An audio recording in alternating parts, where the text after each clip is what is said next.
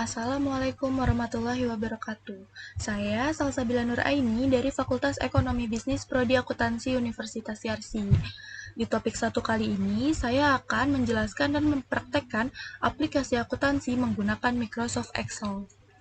Akuntansi merupakan suatu proses atau transformasi data akuntansi menjadi informasi akuntansi, atau yang sering disebut juga dengan laporan keuangan. Proses transformasi data akuntansi menjadi informasi akuntansi dilakukan dengan melalui beberapa tahap, sehingga tahapan tersebut menjadi suatu siklus yang disebut dengan siklus akuntansi. Secara sederhana, siklus akuntansi itu dapat digambarkan sebagai berikut. Yang pertama ada bukti transaksi. Bukti transaksi ini diinput ke dalam jurnal, lalu diposting ke buku besar. Setelah itu diinput lagi ke dalam laporan keuangan.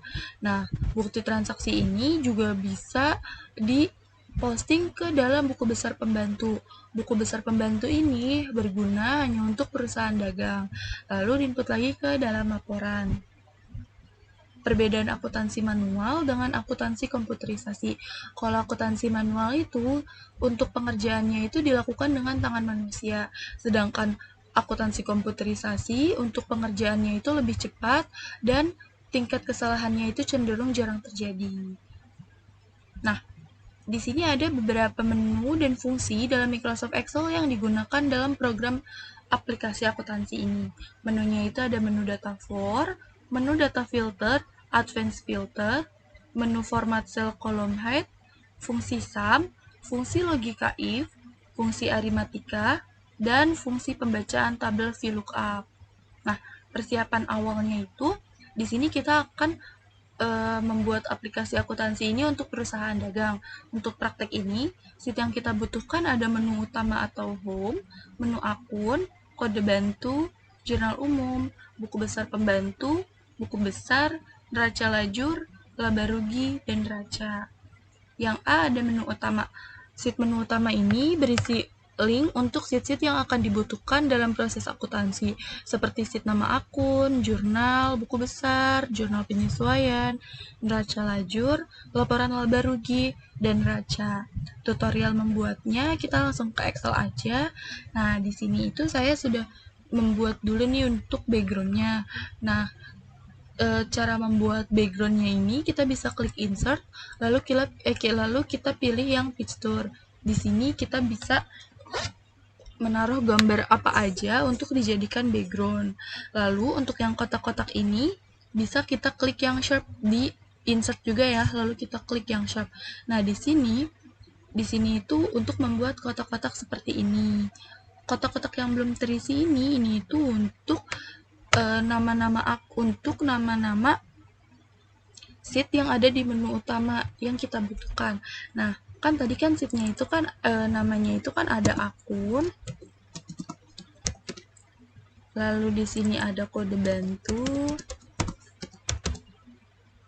jurnal,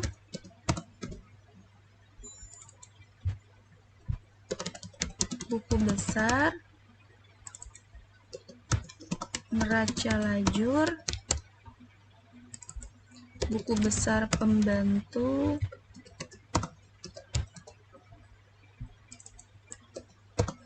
laba rugi,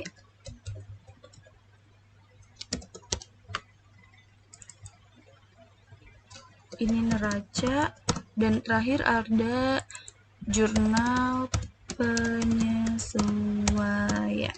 Nah, setelah itu kita linkkan dulu nih untuk yang akun. Pertama kita linkkan yang akun dulu ya. Caranya kita klik kanan, lalu pilih yang link. Setelah itu kita pilihnya yang place in this document, kita pilih yang akun. Setelah itu kita klik OK. Nah, yang kode bantu juga sama nih. Kita klik kanan, lalu pilih link, lalu place in this dokumennya itu kita pilih kode bantu, setelah itu OK. Nah, ini itu untuk melinkkan, jadi apa yang kita klik di akun ini nanti akan muncul di sheet akun. Nih ya, kita coba ya, ini yang akunnya kita klik, dia akan muncul di sheet akun. Nah, udah, setelah itu yang B itu pembuatan sheet daftar akun. Nah, di di debit itu dia itu adanya tuh aset sama beban. Dan di kredit itu dia ada liabilitas, ekuitas, dan pendapatan. Kita ke Excel lagi. Nah, di pos saldo ini, di sini itu untuk menunjukkan saldo awalnya dia itu adanya tuh di debit atau di kredit gitu. Nah, caranya kita klik data, lalu validation, data validation, setting, allow-nya itu kita pilih list, source-nya itu kita ketik debit, kredit, strip.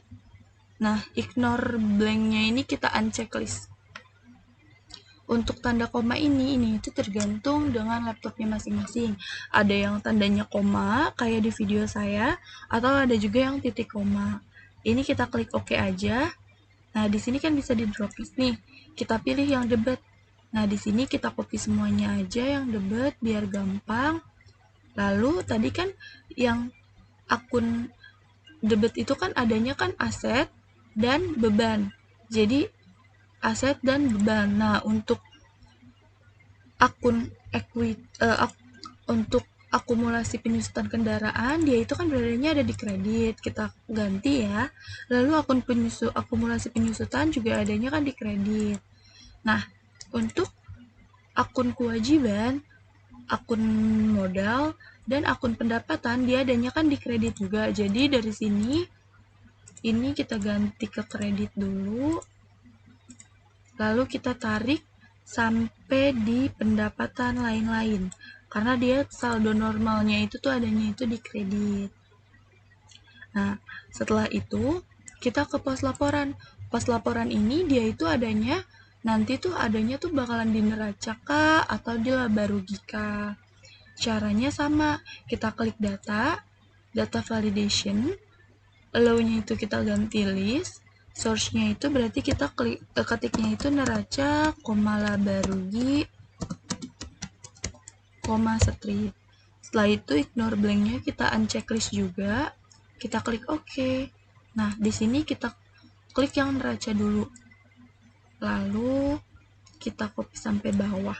Setelah itu kita harus tahu nih, yang di neraca itu kan adanya tuh akun aset, akun kewajiban, sama akun ekuitas. Jadi berarti dia dari aset, kewajiban, ekuitas, atau modal.